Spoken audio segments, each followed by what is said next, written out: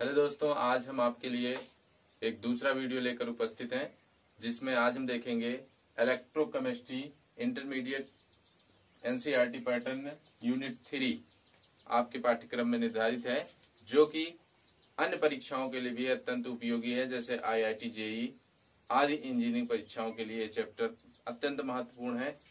तो आइए इस वीडियो को स्टार्ट करते हैं।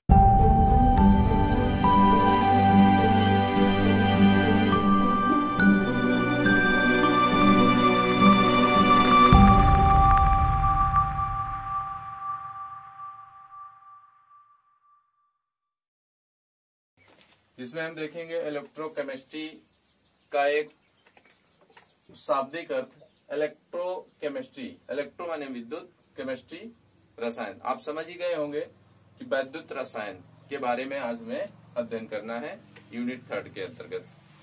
इसका एक यूज देख लेते हैं।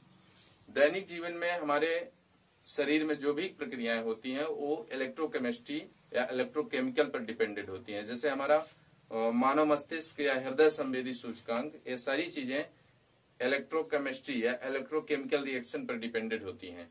या वैद्युत अपघटनी सेल या तमाम युक्तियां जो बनती हैं वे इलेक्ट्रोकेमिस्ट्री पर सिद्धांतों पर डिपेंड होती हैं।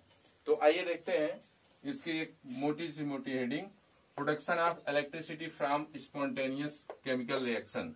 हम इसमें इस चैप्टर के अंतर्गत सबसे पहला बिंदु अध्ययन करेंगे कि इलेक्ट्रिसिटी का प्रोडक्शन कैसे करते हैं। स्पॉन्टेनियस माने कंटिन्यूअसली रिएक्शन जो होती हैं उनसे कैसे केमिकल रिएक्शन करा के हम इलेक्ट्रिसिटी प्रोड्यूस कर सकते हैं।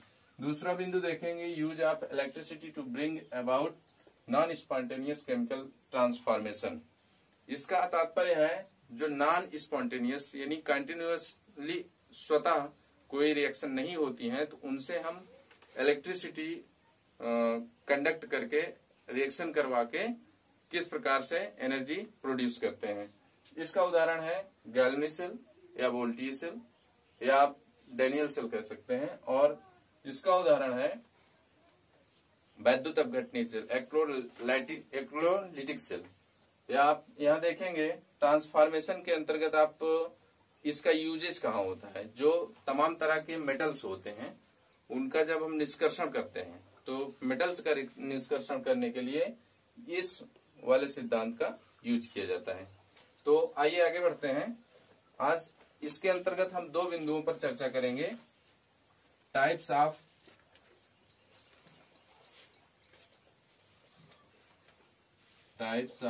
सेल। इसका एग्जाम्पल है types of cell. Types of cell, दो टाइप्स की सेल होती हैं।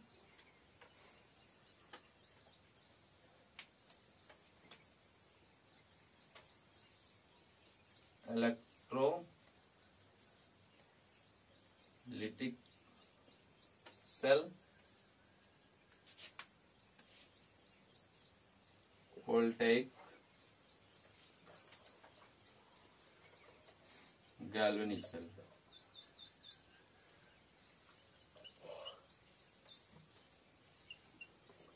तो देखें, इलेक्ट्रोलाइटिक सेल में होता है कि ये सेकंड नंबर का उदाहरण है। इसमें विद्युत अपघटन करा के सेल का उत्पादन किया, एनर्जी का प्रोडक्शन किया जाता है। और वोल्टाइक सेल, गैल्वेनिक सेल में हम स्पॉन्टेनियस रिएक्शन होती रहती है, उनसे जो है एनर्जी प्रोड्यूस करते हैं।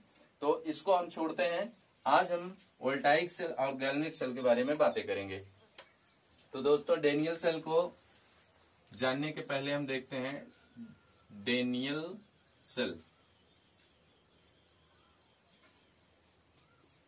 डेनियल सेल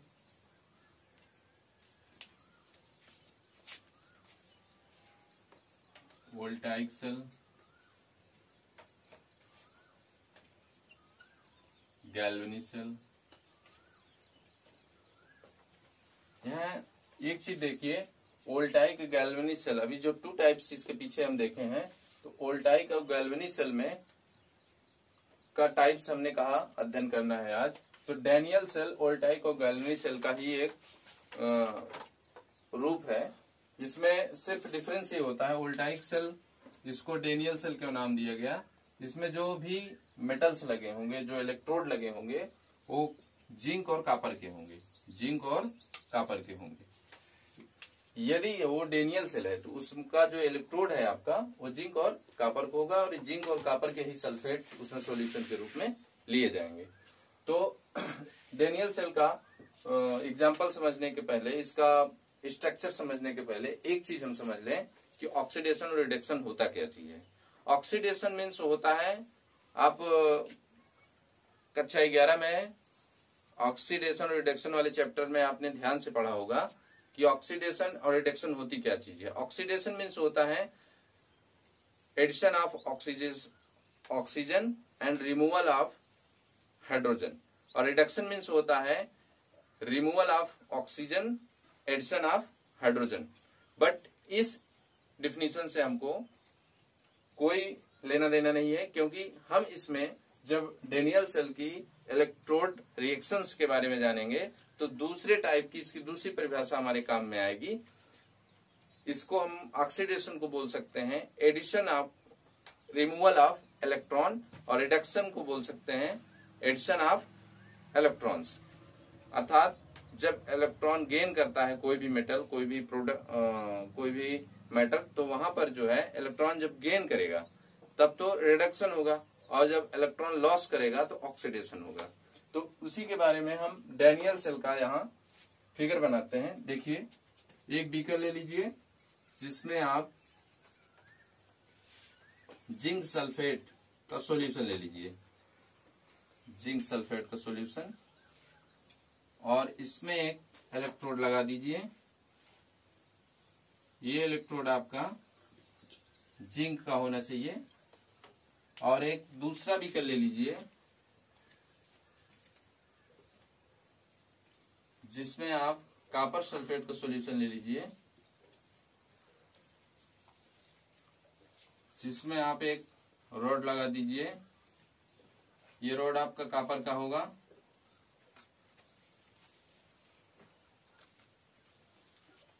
उसके बाद इसको एक गैल्वेनोमीटर से जोड़ दीजिए। फिर इस स्ट्रक्चर को कंप्लीट करने के लिए यहाँ एक आप सेतु ब्रिज का निर्माण कर दीजिए।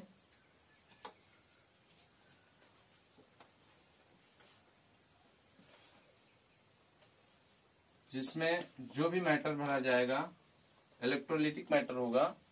इलेक्ट्रोलिटिक मैटर जेल नुमा होगा, ऐसे जैसे टूथपेस्ट होता है। इसमें आप फिलअप कर दीजिए। इसी को आप कह सकते हैं जेल लाइक होता है, अगार अगार इसको कहते हैं, दूसरा नाम है।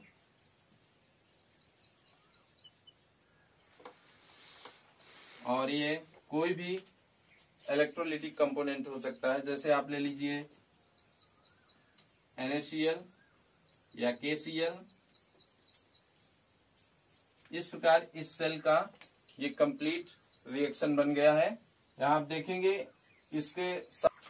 तो आइए दोस्तों, अब हम इस सेल की एक एक स्ट्रक्चर पर डिस्कस करते हैं।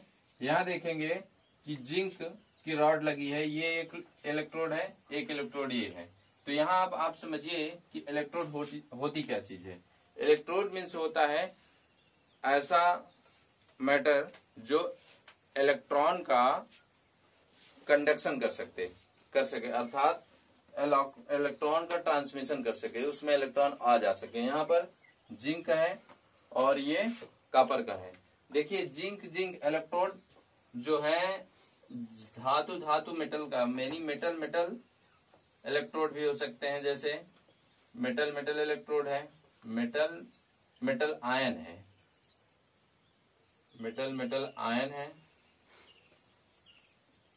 और इसी प्रकार हाइड्रोजन गैस और आयन इलेक्ट्रोड है, गैस और आयन इलेक्ट्रोड। फिर इसी प्रकार फेरस और फेरिक आयन भी हो सकता है, फेरस आयन, फेरिक आयन भी। तो इस प्रकार से इलेक्ट्रोड होते हैं, फेरस और फेरिक। तो इलेक्ट्रोड क्या चीजें हैं? जो इलेक्ट्रॉन का ट्रांसमिशन कर सके। ये तो हो गया हमारा इलेक्ट्रोड के बारे में। उसके बाद आगे चलते हैं तो देखेंगे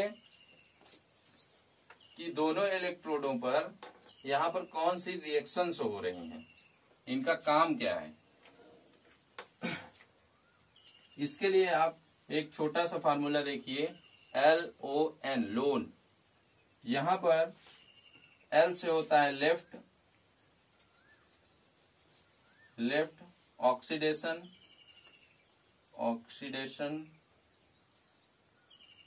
और A मीन्स करेंगे एनोड, और इसका मतलब है निगेटिव। इसको याद करने के लिए कि कोई लोन मीन्स इसका अलग अलग वर्ड का अलग अलग मतलब है। आप यहाँ देखेंगे कि लेफ्ट में जो भी है इलेक्ट्रोड उस पर ऑक्सीडेशन हो रहा है, और ये कैसा है, निगेटिव है। लेफ्ट में जो भी एनोड है वो इलेक्ट्रोड है वो उस पर ऑक्सीडेशन हो रहा है, क्या है, एनोड है। और इस पे आवेश जो है ऋण चार्ज होता है। इसी का उल्टा देखेंगे राइट हैंड साइड में जो है, राइट हैंड साइड रिडक्शन होगा और वो कैथोड कहलाएगा। यहाँ पॉजिटिव होगा, जस्ट इसका अपोजिट होगा। यहाँ देखेंगे रिडक्शन हो रहा है, इस पे रिडक्शन, और ये है कैथोड और पॉजिटिव चार्ज है। लेकिन सिंपली हम देखते हैं कि अक्सर एनोड पे धन चार्ज होता है। आप जो ऑक्सीडेशन वाला चैप्टर पढ़े रहे होंगे 11th में, उसमें रहा होगा कि एनोड पर धन चार्ज होता है, लेकिन आप देख रहे हैं यहाँ एनोड पर ऋण चार्ज है। ऐसा है वोल्टाइक और गैल्वेनिक सेल में ये इस प्रकार का स्ट्रक्चर दिख रहा है, लेकिन जो इलेक्ट्रोलिटिक सेल होता है उसमें एनोड पर धन चार्ज होता है और कैथोड पर ऋण चार्ज होता है। अब आप एक चीज ध्यान दीजिएगा, ये तो चेंज होंगे, चार्जेस चेंज होंगे, पर जो रिएक्शंस होंगी कैथोड पर हमेशा रिडक्शन ही होगा और एनोड पर हमेशा ऑक्सीडेशन ही होगा, चाहे वो वोल्टाइक या गैल्वेनिक सेल हो या इलेक्ट्रोलिटिक सेल हो, दोनों पे सेम चीजें होंगी। अब आइए अगला डिस्कस करते हैं कि इन बिंदुओं पर, इन इलेक्ट्रोडों पर कौन कौन सी रिएक्शंस होती हैं। देखते हैं, जो एनोड है हमारा जिंक है, जिंक एनोड पर ये जिंक का जो मेटल इलेक्ट्रोड लगा है वो जिंक आयन में, ये सॉलिड के रूप में है, यहाँ एक्वस फॉर्म में चेंज हो जाएगा 2 इलेक्ट्रॉन्स को छोड़ के। यहाँ देखिए जिंक सॉलिड फॉर्म में है, एक्वस फॉर्म में हो रहा है, जिंक आयन बन रहा है 2 इलेक्ट्रॉन को छोड़ के। और अगला बिंदु है जो ये रिडक्शन कैथोड है, रिडक्शन कैथोड पे अर्थात कॉपर इलेक्ट्रोड जो है उस पे कॉपर आयन जो है आपका वो 2 इलेक्ट्रॉन्स गेन करके कॉपर के सॉलिड फॉर्म में चेंज हो जा रहा है, कॉपर के सॉलिड फॉर्म में चेंज हो जा रहा है। तो ये चीजें डेनियल सेल के लिए आपकी, ये एनोड रिएक्शन है, ये एनोड रिएक्शन है हमारी, और ये कैथोड रिएक्शन है। अब आइए देखते हैं, ये हाफ सेल्स कहलाएंगी, ये कॉपर इलेक्ट्रोड वाली, जिंक इलेक्ट्रोड वाली एक दूसरे की हाफ सेल कहलाएंगी। अब इन दोनों का सम्मिलित रूप देखते हैं। तो दोस्तों हम डेनियल सेल जो अभी हमने बोर्ड पे मिटा दिए हैं, इसको आप देख रहे थे कि टोटल रिएक्शन कितनी होती, पूरे सेल की रिएक्शन कितनी होती है। तो एनोड पर हमने देखा कि जिंक सॉलिड फॉर्म में है, ये कैथोड की तरफ कॉपर है, कॉपर एक्वस फॉर्म में है, क्यूप्रस आयन एक्वस फॉर्म में है, ये दोनों ऐड होते हैं और जो हमारी रिएक्शन बनती है वो जिंक जो है 2 इलेक्ट्रॉन त्याग करके ये एक्वस फॉर्म में आ जाता है इस प्रकार से, और क्यूप्रस आयन 2 इलेक्ट्रॉन ग्रहण करके कॉपर मेटल बना लेता है सॉलिड रूप में। ये सेल की टोटल रिएक्शन है, हाफ सेल रिएक्शन नहीं है, टोटल डेनियल सेल की रिएक्शन है। अब डेनियल सेल को रिप्रेजेंट कैसे किया जाता है उसको देखते हैं। यहां हम देख रहे हैं एनोड पर जिंक है, जिंक किसमें चेंज हो रहा है, जिंक आयन में बन रहा है। उसके बाद एक्वस फॉर्म आता है, यहां हम सिंगल लगाएंगे। उसके बाद 2 पैरेलल लाइन खींच लेंगे, फिर लिख देंगे क्यूप्रस आयन जो है हमारा एक्वस फॉर्म से सिंगल लाइन खींचेंगे, कॉपर में चेंज हो रहा है। ये तो रही डेनियल सेल की टोटल रिएक्शन, पूरे डेनियल सेल की रिएक्शन क्या बनती है। एक चीज हम देख लें सेल का, जैसा कि आप वीडियो पॉज करके देखेंगे, सेल के फिगर में आपको दिखाया गया होगा कि एनोड जो है का कार्य जिंक करता है और कैथोड का कार्य कॉपर रॉड करती है इलेक्ट्रोड के रूप में।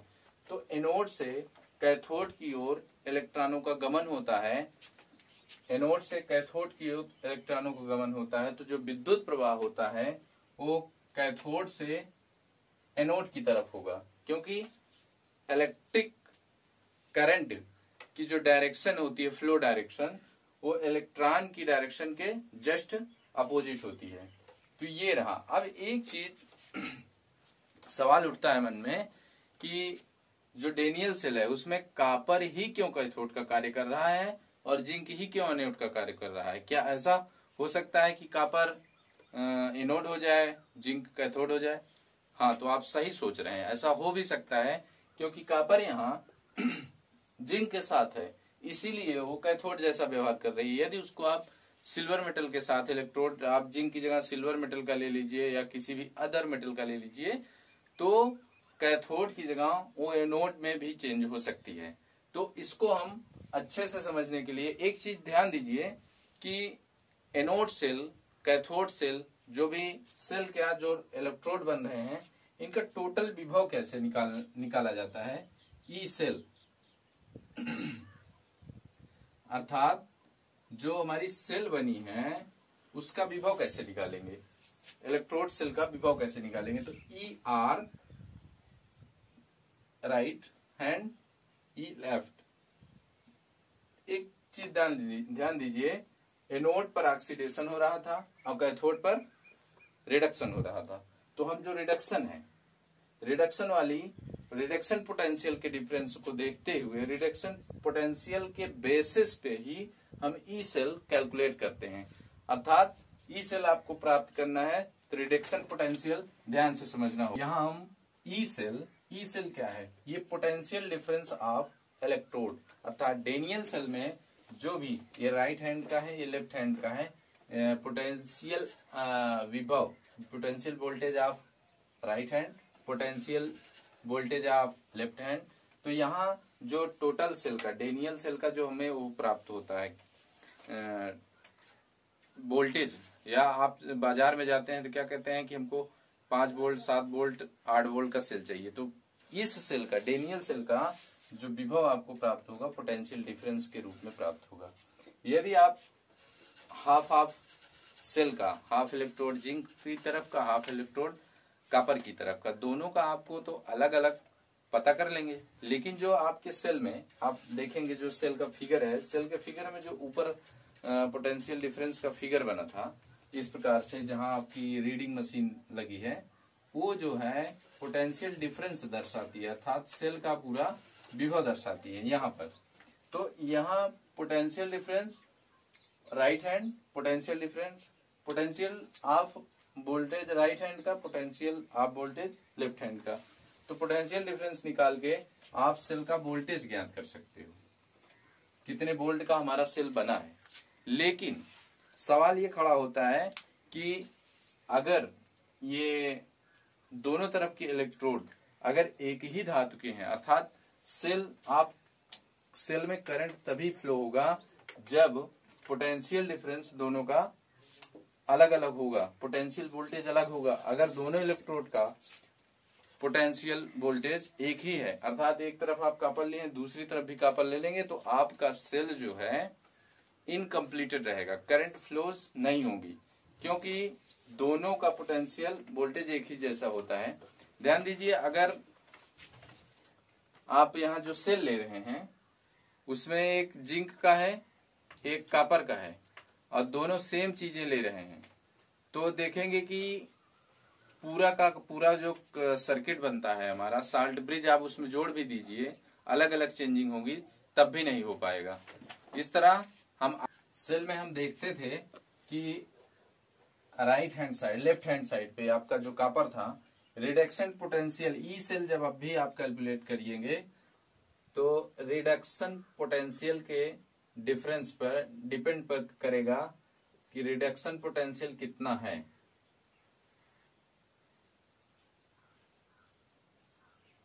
रिडक्शन पोटेंशियल किस आधार पे डिसाइड कीजिए, मतलब जो आप इधर एनोड और कैथोड इलेक्ट्रोड ले रहे हो वो किस आधार पर डिसाइड होंगी, उनको हम रिडक्शन पोटेंशियल के बेस पर डिसाइड करेंगे कि यहाँ कॉपर लगाना है, जिंक लगाना है, कौन सी धातु का इलेक्ट्रोड हमें लेना है। ये सारी चीजें रिडक्शन पोटेंशियल के बेस पर आधारित होती हैं। तो यहाँ जो हम इसका ई सेल कैलकुलेट करेंगे, जो अभी हम पीछे देखें, आप वीडियो पॉज करके देखिए उसमें है, तो ई सेल जो आप कैलकुलेट करेंगे उसे E R minus E L लिखा है, यानी potential of right hand side, potential of left hand side. लेकिन रिडक्शन कहाँ हो रहा था, कॉपर वाले इलेक्ट्रोड पे। फिगर में आप देखें तो यहाँ जो आप लिखेंगे ई क्यूप्रस आयन चेंज हो रहा है कॉपर में, एक्वस फॉर्म में है ये, और ये सॉलिड फॉर्म में है। उसके बाद माइनस करेंगे, फिर देखेंगे ई एल, यहाँ आप जिंक है, इस प्रकार से चेंजिंग हो रही है। यहाँ एस है, ये एक्वस फॉर्म में है। तो एक चीज आप देख रहे हैं कि इस प्रकार डेनियल सेल, जो भी हमने सेल पढ़ा उसका ई सेल का फार्मूला ए कैलकुलेट होगा। अब सवाल ये उठता है कि रिडक्शन पोटेंशियल है क्या चीज, तो इसको तो आगे हम विस्तार से वीडियो में चर्चा करेंगे। उसके पहले थोड़ी सी जानकारी ले लीजिए। रिडक्शन पोटेंशियल का निर्धारण जो है standard hydrogen electrode, standard SHE के बेस पे किया जाता है। स्टैंडर्ड हाइड्रोजन इलेक्ट्रोड, जो हमारे केमिस्ट हैं उन्होंने स्टैंडर्ड हाइड्रोजन इलेक्ट्रोड को एक बेस माना, उसके आधार पर धातुओं को एक श्रेणी बनाई, श्रृंखला बनाई, सीरीज, जिस बेस पे उन्होंने ये डिसाइड किया कि इलेक्ट्रोड और कैथोड या एनोड, जो भी हम इलेक्ट्रोड का चयन कर रहे हैं, किस मेटल का होगा, कैसे होगा, उस सीरीज के अनुसार हम डिसाइड करेंगे। उसके बारे में हम आगे डिस्कस करेंगे। तो दोस्तों यहाँ पर जो स्टैंडर्ड हाइड्रोजन इलेक्ट्रोड है उस बेस पे अगर हम किसी भी सेल का स्टैंडर्ड पोटेंशियल निकालना चाहें तो उसको हम ई नॉट सेल से डिनोट करते हैं। ई नॉट सेल से यहाँ लिखेंगे E naught cell standard potential difference है निकलेगा सेल का। तो इसको लेफ्ट में आपको करना कुछ नहीं है, यहाँ जो है कॉपर था आपका क्यूप्रस आयन एक्वस फॉर्म में और कॉपर सॉलिड फॉर्म में, ये 1 मोलर, इसकी मोलरता 1 है। जो यहाँ आप एक्वस फॉर्म में ले रहे हैं उसकी मोलरता 1 है। और यहाँ सेम वही चीजें लिखेंगे जो ऊपर लिखी हैं। उसके बाद ये आपका बन जाता है एक्वस फॉर्म में, ये था, इसकी भी 1 मोलरता है। स्टैंडर्ड SHE पे लेंगे, इसकी 1 मोलरता, इसकी 1 मोलरता, तो डिफरेंस कुछ नहीं है, ये स्टैंडर्ड पोटेंशियल डिफरेंस आपको प्राप्त हो गया सेल का। Standard potential difference E naught cell. यहाँ एक चीज थोड़ी सी मिस्टेकिंग हो रही थी, इसको भी आप ई नॉट करेंगे, ई नॉट सेल, क्योंकि ये हाफ सेल जो भी इलेक्ट्रोड हैं उनकी हाफ सेल का ई नॉट सेल है, तभी आपको पूरी सेल का ई नॉट सेल प्राप्त होगा, इसलिए बेहतर तरीके से। तो दोस्तों आगे बढ़ते हैं। इसके बाद हम अब आगे जानेंगे कि स्टैंडर्ड इलेक्ट्रोड पोटेंशियल का निर्धारण कैसे किया जाता है। इसको निकालने के लिए हम 1 मिनट इसको इरेज कर दें तो आगे बढ़ते हैं।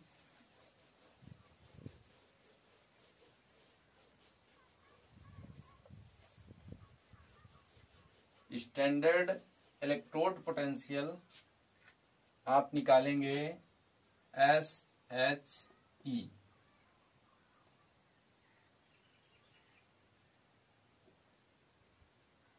इसको ब्रीफ यही है।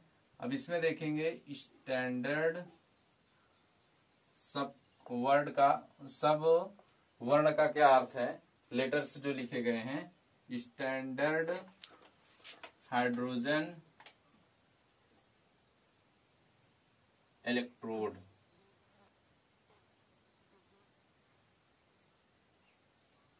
एक चीज हम देखते हैं कि अब ये स्टैंडर्ड हाइड्रोजन इलेक्ट्रोड है क्या। आप जैसा कि अभी पीछे हमने बताया कि स्टैंडर्ड हाइड्रोजन इलेक्ट्रोड इसलिए पढ़ रहे हैं क्योंकि जो अभी सेल अलग अलग इलेक्ट्रोडों का स्टैंडर्ड पोटेंशियल था उसको डिसाइड करने के लिए हम इसको पढ़ेंगे। तो देखें ये होता क्या चीज है। एक बीकर ले लीजिए, बीकर में लिक्विड फॉर्म में आप हाइड्रोजन आयन का घोल रख लें, 1 मोलरता वाला। उसके बाद यहाँ पे इस प्रकार का एक इंस्ट्रूमेंट लगाएं।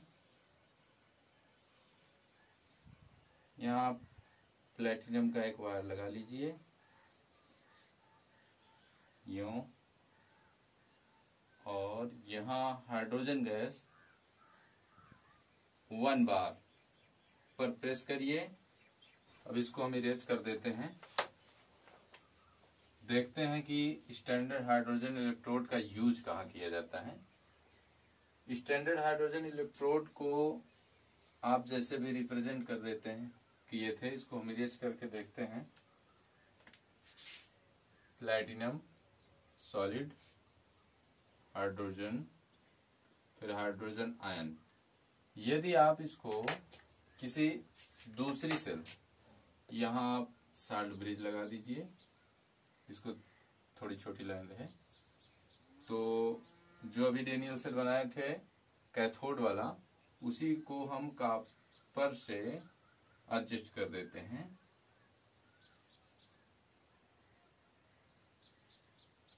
तो ये हमारा एक सेल बन गया। अब आपको इस सेल का स्टैंडर्ड इलेक्ट्रोमोटिव फोर्स निकालना है, ई सेल। तो कैसे करेंगे देखते हैं। ई नॉट सेल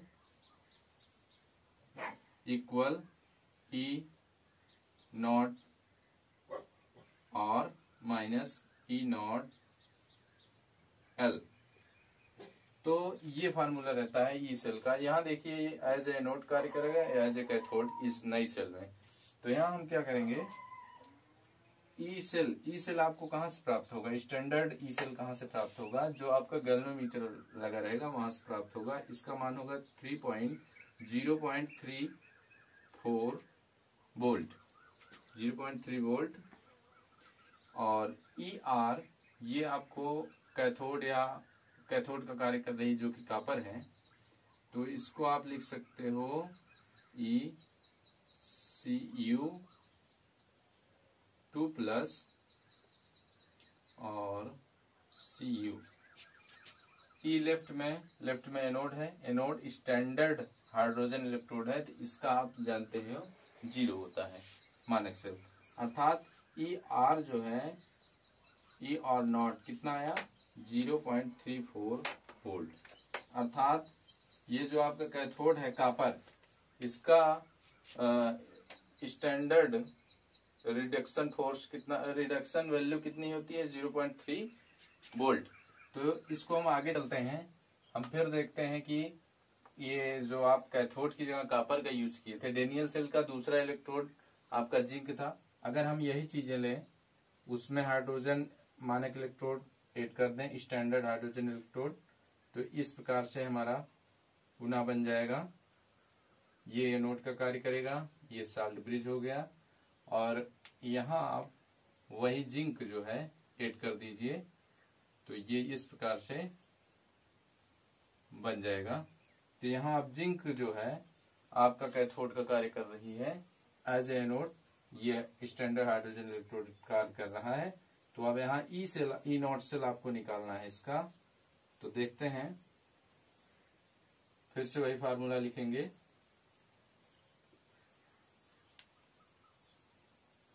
इसको देखें तो ई नॉट सेल जो गैल्वेनोमीटर लगा है वो मान बताएगा, इसका मान होता है 0.76 वोल्ट, और ई लेफ्ट ये 0 आएगा। आपको ई आर निकालना है, अर्थात जिंक का स्टैंडर्ड इलेक्ट्रोड निकालना है, इलेक्ट्रोमोटिव वोल्ट निकालना है, इलेक्ट्रोमोटिव फोर्स।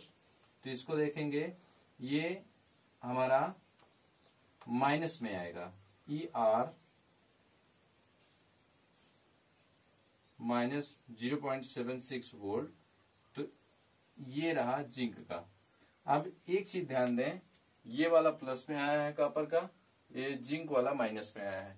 इसका अर्थ है कि कापर वाला अच्छी तरह से रिड्यूस हो जाएगा, रिड्यूसिंग क्रिया को सपोर्ट करेगा, लेकिन माइनस वाला रिड्यूसिंग क्रिया को नहीं सपोर्ट करेगा।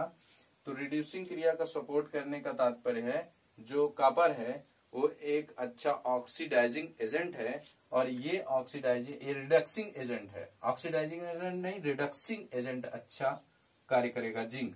तो इसको अब आगे ले चलते हैं, अब इसको हम इरेज कर देते हैं।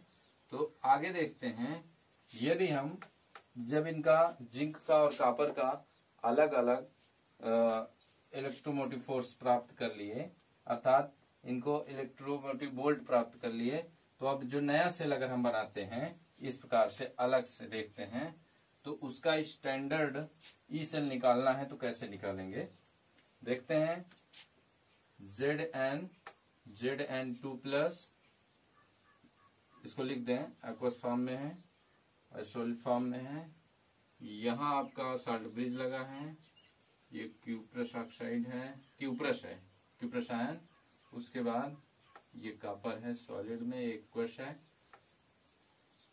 तो इसको अगर देखेंगे, इसका आपको हमें स्टैंडर्ड ई सेल, यहां आप समझ लीजिए 1 मोलर विलयन है, स्टैंडर्ड मोलर विलयन ले रहे हैं, और सॉलिड है तो सॉलिड का कोई कंसंट्रेशन होता नहीं है, सॉलिड वाला हम कंसंट्रेशन नहीं लिखेंगे। E naught cell equal E naught R minus E naught L. तो एक चीज देखें कि अभी हमने यहाँ एनोड का कार्य ये कर रहा है, कैथोड का कार्य ये कर रहा है। ई आर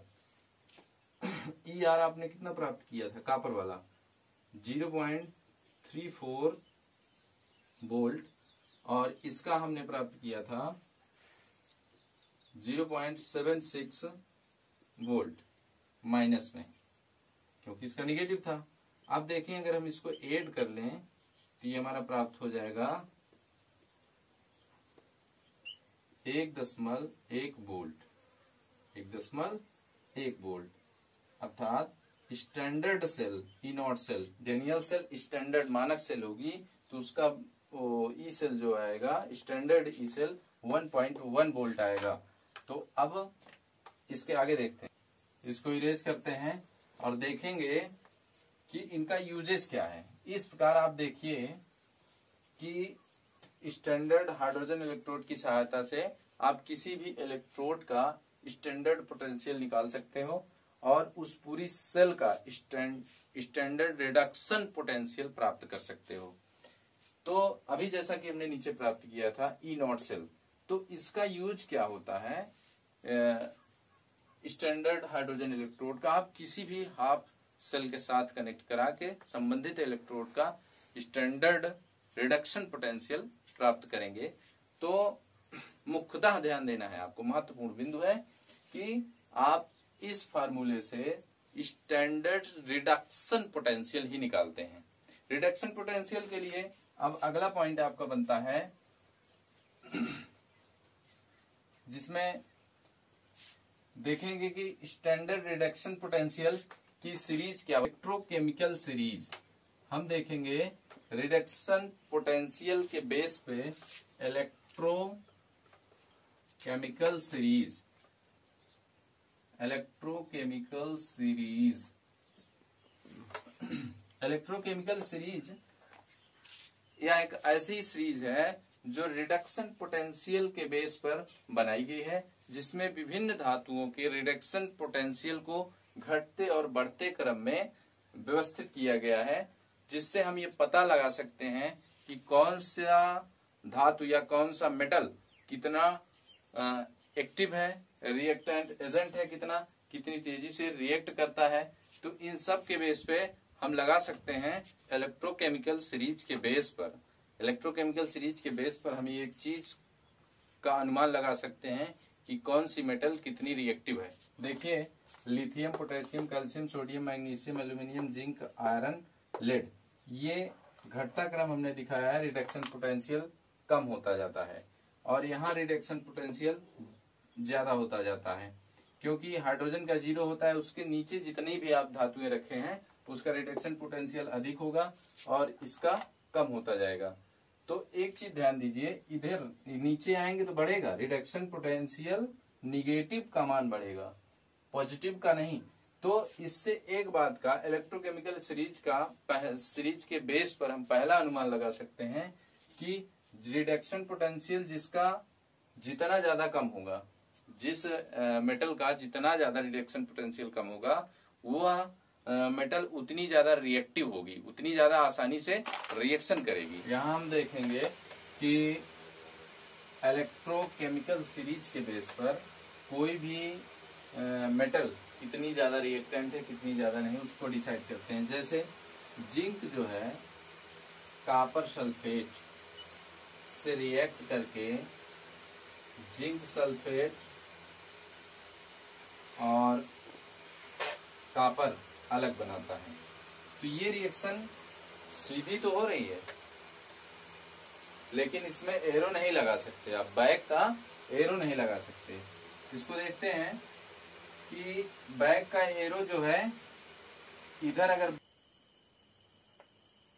बैक साइड ये रिएक्शन नहीं होती है, क्योंकि यहाँ देखिए इसका जिंक का ऑक्सीजेशन हो रहा है, ऑक्सीकरण अभिक्रिया है, यहाँ 2+ बना रहा है और ये जो है यहाँ 2+ था और यहाँ ये 0 हो रहा है। इसकी ऑक्सीकरण संख्या में वृद्धि हो रही है, अर्थात ऑक्सीकरण हो रहा है। देखिए यदि आप जिंक सल्फेट को कॉपर से अभिक्रिया कराएंगे, इसी का उल्टा इस प्रकार से, तो कहने का तात्पर्य है कॉपर सल्फेट और जिंक सल्फेट, जिंक बनना चाहिए, परंतु ऐसा होता नहीं है। ये रिएक्शन सही है पर ये रिएक्शन गलत है, उल्टा नहीं होगा। इसका डिसीजन हम कहाँ के इलेक्ट्रोकेमिकल सीरीज के बेस पे ले सकते हैं। देखते हैं जो इसका रिडक्शन पोटेंशियल है कॉपर का और जिंक का रिडक्शन पोटेंशियल देखिए ये ज्यादा निगेटिव है। निगेटिव जितना होगा रिडक्शन पोटेंशियल उतना ही ज्यादा वो ऑक्सीडाइज्ड होगा, बड़ी आसानी से ऑक्सीडाइज्ड होगा और बड़ी आसानी से क्रिया करने के लिए स्वतंत्र होगा दूसरे कंपाउंड से, दूसरे मेटल से, इसलिए ऐसा हुआ है। लेकिन इसमें देखते हैं, ये देखिए ऊपर है रिडक्शन पोटेंशियल इसका ज्यादा है, इसलिए कॉपर से रिएक्ट को हो गया। लेकिन यहाँ जिंक सल्फेट को आप कॉपर से कराएंगे तो इसका रिडक्शन पोटेंशियल प्लस में है, इसका मतलब ये आसानी से ऑक्सीडाइज नहीं होते हैं। जिंक सल्फेट के साथ ये कॉपर नहीं रिएक्ट हो पाएगा, इसलिए रिएक्शन गलत है। तो अब एक चीज आता है, इसको हम इरेज कर लेते हैं।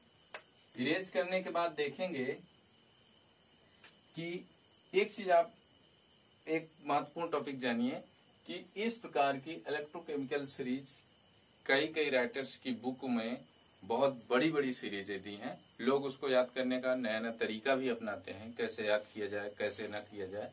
तो हमें जो है जो हमारे क्लास टीचर ने बताया था कि कैसे याद किया जाए इलेक्ट्रोकेमिकल सीरीज, वो सीरीज से थोड़ा डिफरेंस याद करने का मैं एक फार्मूला आपको बताता हूं, जिससे जितने ये मेटल्स जो एटम्स दिख रहे हैं आपको परमाणु पर, उनको आसानी से याद कर सकते हैं। इनको याद करने के लिए आप देखिए, इसको याद करने का एक ट्रिक है कि लेकर कार न मांग,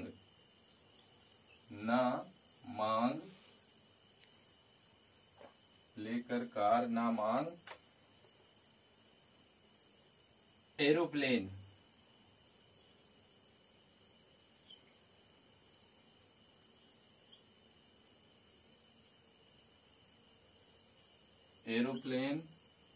जंग free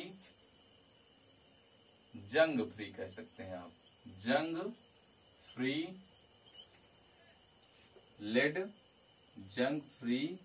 lead, hydrogen free copper, hydrogen free copper,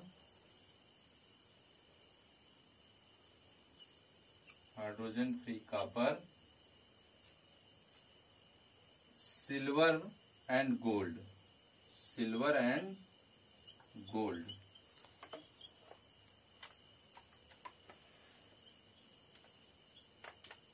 यहां एक चीज हम समझ लें कि Li का मतलब है लिथियम, कर मतलब पोटेशियम, कार मतलब कैल्शियम, Na सोडियम, मांग मैग्नीशियम, फिर एरोप्लेन एल्यूमिनियम, जंग फ्री लेड, जंग से हो गया जिंक जस्ता, फ्री Fe आयरन, जंग फ्री आयरन लेड कह सकते हैं। यहाँ आप एक चीज लिखिए, जंग free iron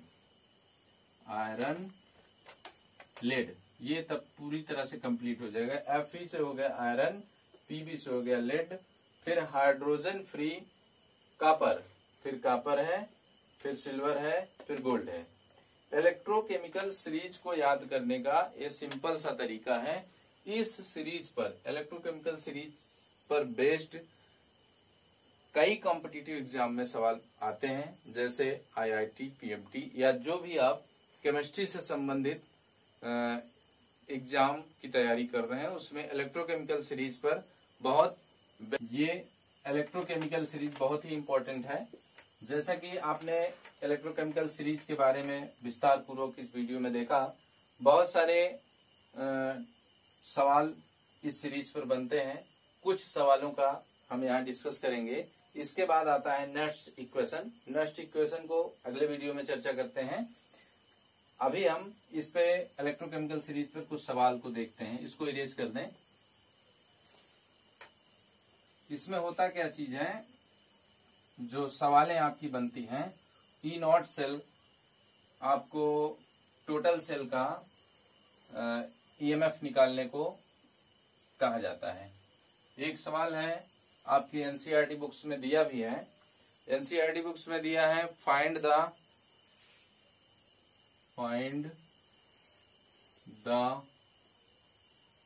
E0 cell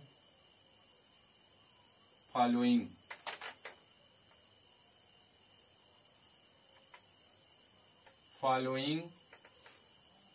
reaction दिया गया है। जिंक जो है, जिंक आयन में चेंज हो रहा है 2 इलेक्ट्रॉन लूज करके, और Fe ये 2 इलेक्ट्रॉन लूज करके Fe2+ में चेंज हो रहा है। और इनका E0 सेल दिया है माइनस नहीं दिया है 0.76 वोल्ट, और E0 सेल इसका दिया है 0.41 वोल्ट।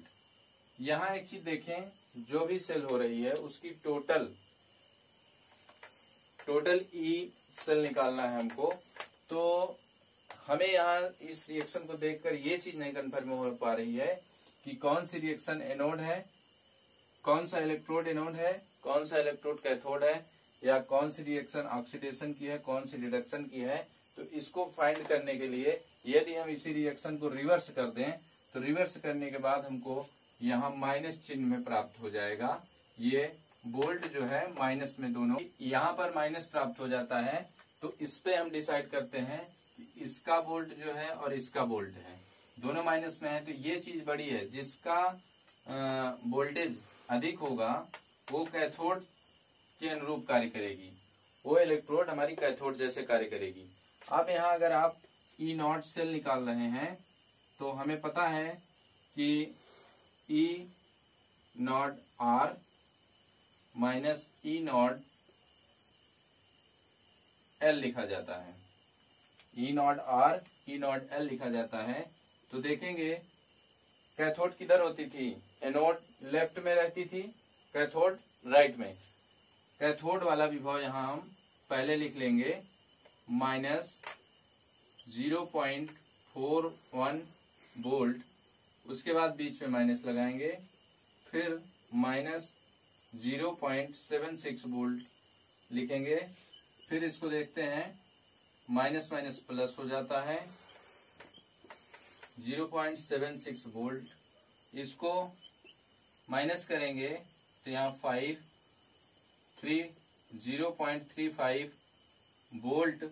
ये जो find the E naught cell following reaction, ये जिस सेल में ये दोनों रिएक्शन हो रही हैं उसका total electromotive force, standard electromotive force यानी स्टैंडर्ड ई जो है ई सेल निकल रहा है 0.35 वोल्ट। तो दोस्तों आज की वीडियो में यहीं तक। अगले वीडियो में हम आपके साथ फिर हाजिर होंगे जिसमें आप नस्ट इक्वेशन के बारे में विस्तार पूर्वक सीखेंगे। तो यदि आप हमारे चैनल पर नए हैं तो चैनल को सब्सक्राइब कर दीजिए और वीडियो को अपने दोस्तों के पास शेयर करिए, लाइक करिए और अपने अध्ययन को जारी रखें। तब तक के लिए नमस्कार।